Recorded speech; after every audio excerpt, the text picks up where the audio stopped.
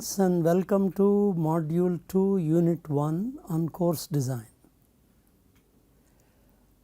In the earlier unit, we understood the NBA accreditation processes and the nature of outcome based education in Module 1. And Module 2 is now going to mainly look at course design. What does it consist of? It presents a process to design a course in any engineering program within the framework provided by NBA and outcome based education. Because NBA accreditation and outcome based education, they provide the framework within which all engineering programs have to be conducted. So, our course design process is also defined in the framework provided by NBA and outcome based education. And the courses of engineering programs are proposed to be designed using instructional system model of ADDIE. ADDIE is an acronym for Analysis, Design, Development, Implement and Evaluate.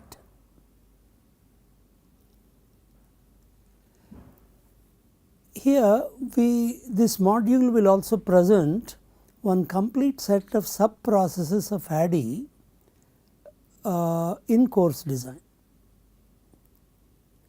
As we will see in this module that the sub processes are not universally defined under ADDIE. The sub process can be defined by the instruction designer or the course designer. And here the sub processes are identified to make sure that your course is conducted in the framework of NBA and outcome based education.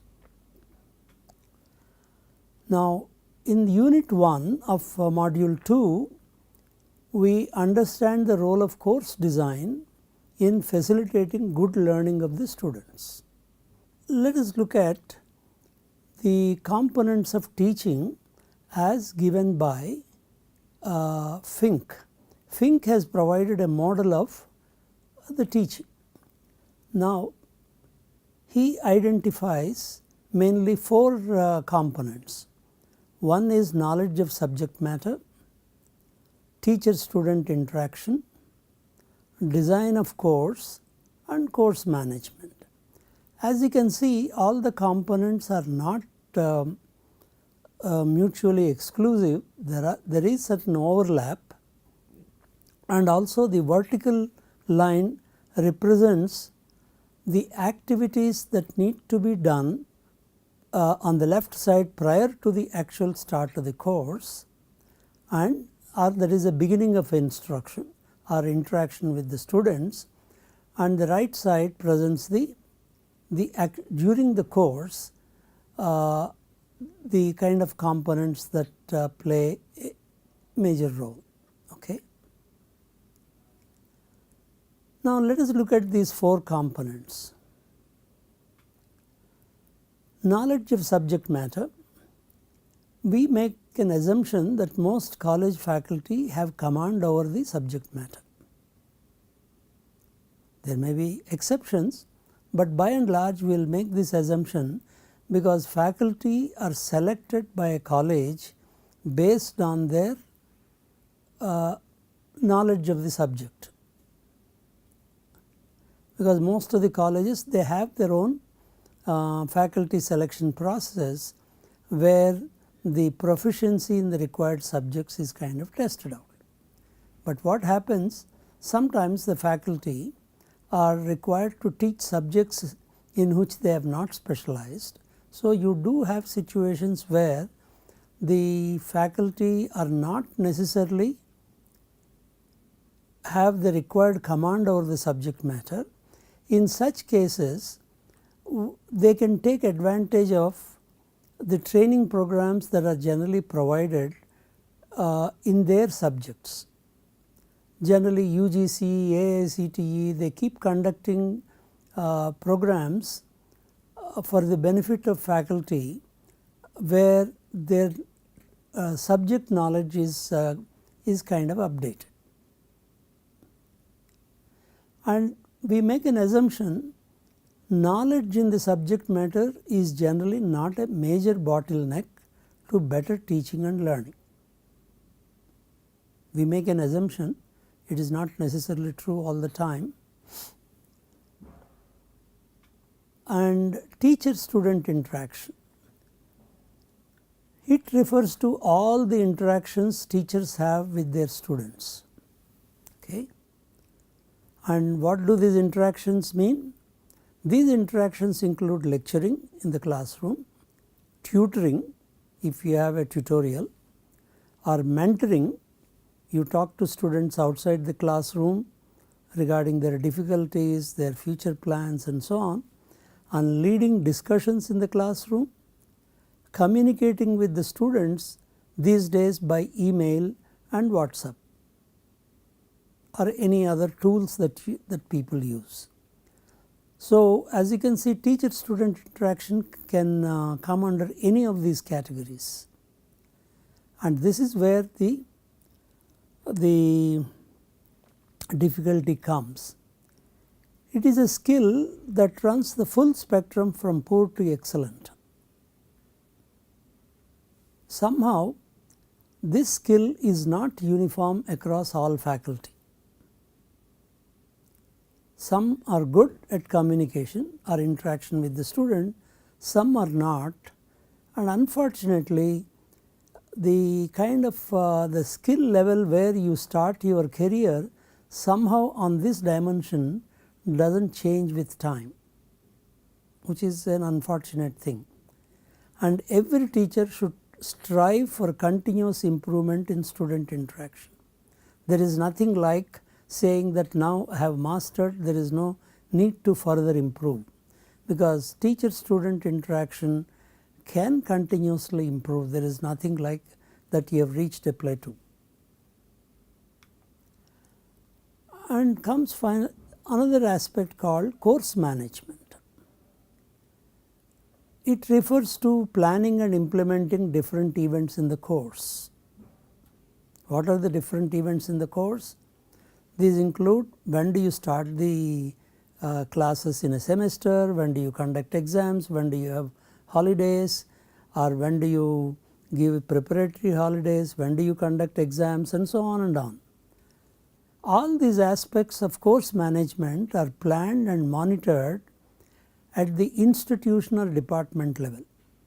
Fortunately, this is a practice in most of the institutes, whereas in some institutes the faculty seem to have unlimited freedom in terms of even in course management, which is not particularly a good thing.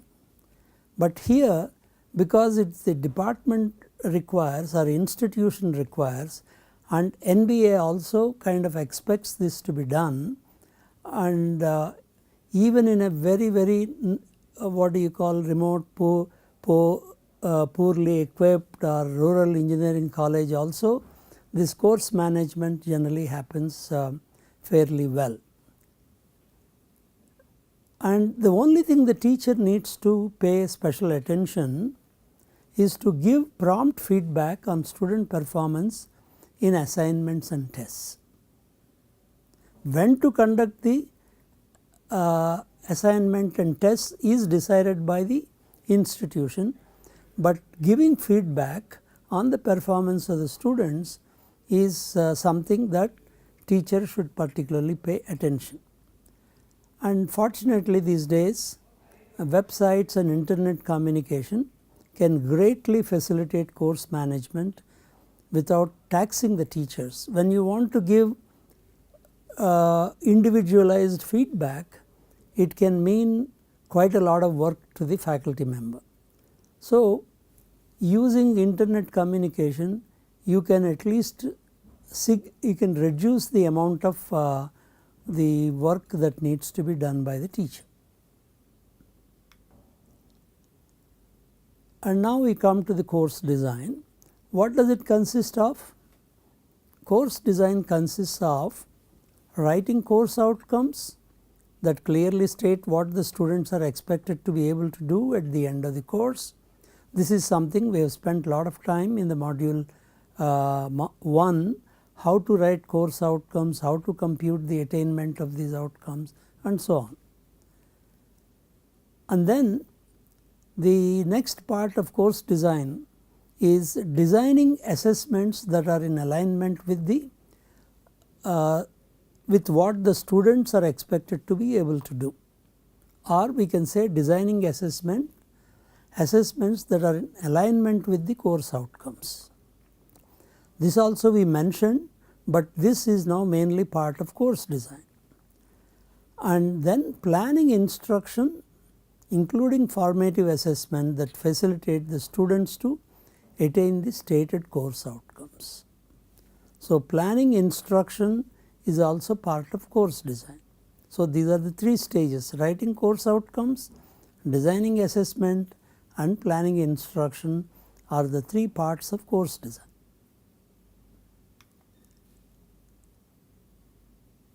And here course design, if you look at how people do at present, most of them simply follow the process they experienced as students. And what does it consist of? It consists of merely looking at identifying the list of topics, identifying the textbook, and you follow your textbook exactly chapter wise and presenting the information in the classroom. But the course design has the greatest potential for solving the problems that faculty frequently face in their teaching and improving the quality of learning significantly. And actually, by good course design, it is possible to overcome some of the limitations some of the faculty have with respect to communication or with respect to the competency in the subject. If you follow a systematic course design process, some of these issues can be resolved even before you enter the first class. And which are the problems teachers face frequently? Getting the attention of the students in the class, or what we call student boredom. This I am sure all of you would have experienced this. Students somehow suddenly lose interest for a variety of reasons in the classroom. Getting the students to solve assignment problems on their own, this is a major issue.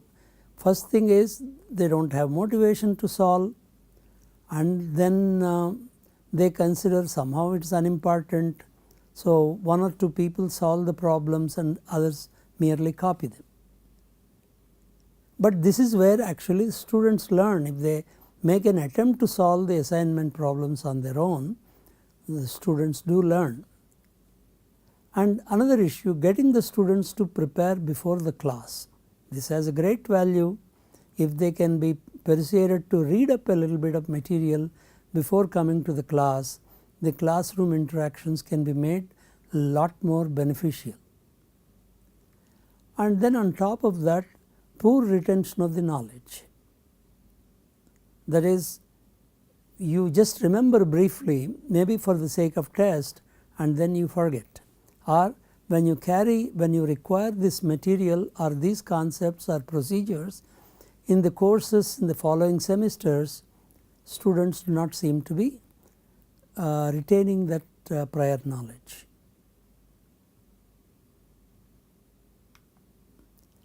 Let us take a look at a graphic way of representing the role of course design.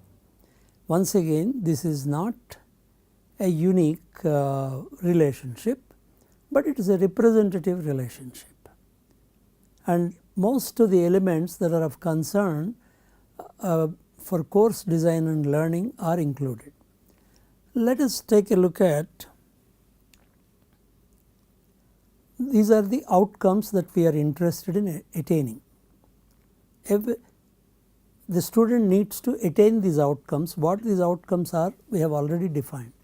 When do you say the student has attained these outcomes? By and large, if he gets a good grade or good marks in a particular course, we equate it, or we consider it is synonymous with attaining the outcomes. But is it true? The outcomes, you can say outcomes represent the grades or marks provided you have your assessment right. That means, if I ask very elementary, very superficial questions, and if the student gets good marks, it does not mean that he has attained the outcomes. Or sometimes I may also make the assessment very difficult, and then also what happens, most of the students perform poorly, and even then the grades or marks will not represent the outcomes. Then there is another issue. The evaluation may be very lenient or very difficult. If in either case the marks do not represent the outcome attainment. Okay. So, first thing is assessment and evaluation should be right. And let us say we vaguely talk about if it is 1 each, that means evaluation is done right and assessment is done the right level. How to do it right, we will see in the following units. But if these two are done right, then we can consider outcomes are represented by grades and marks. There is another issue which is also universally valid across the world. This is what we call, I named it as 1 minus assisted performance. If assisted performance is 0, then it represents 1. That means outcomes and grades and marks are directly correlated. What is assisted performance? Different places different things happen. In some places they allow students to copy from each other, or they allow people to get what we call generally slips, or refer to some material which they can carry inside, or even sometimes invigilators themselves will supply the information. And not only that, what you call grade inflation, even after evaluation you start doing moderation and keep adding marks and so on. So, if all such things happen, I generally am trying to calling it as assisted performance.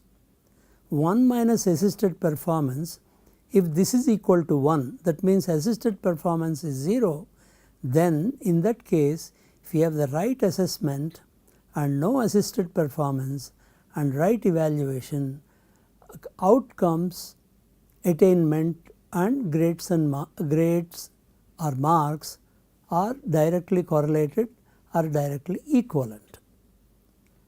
Now, let us look at what the blocks that are in green color. They are all part of course design. They are all the activities included in the course design. And the Fink's model is presented here: subject knowledge, student teacher interaction, course management and course design or instruction design. These are all, and all these 4 together will lead to instruction. Okay? But instruction will also determine, take this, instruction will determine what grades and marks students are likely to get. If it is if the classroom instruction is poor, it will have impact on the grades and marks. And also, if you do your instruction well, students are likely to put more effort in their learning. So, more effort will lead to better marks. and effort itself is a function of their perception of what assessment is, okay, and the motivation of students and right level of challenge. If the student considers the subject is too difficult for him, he will not put the effort. If he considers the subject is too trivial, superficial, then also he will not put the effort. And the motivation is a very complex thing, in the sense all students are not expected to have equal motivation in all subjects. He may be intelligent, but he is not motivated. Such a situation will come. And here if you look at motivation and right level of challenge and his perception of assessment will determine the effort that he is going to put in, and this effort and the instruction together will decide how many marks he will get. There is another factor. Does the student have the required prerequisite knowledge or prerequisite outcomes? Has he mastered that? I may be intelligent, but I have not mastered. And also the cognitive ability of the student. Obviously some students have better cognitive ability, some do not have. Actually if you take our engineering colleges across the country, you will have a very wide spectrum of this cognitive ability.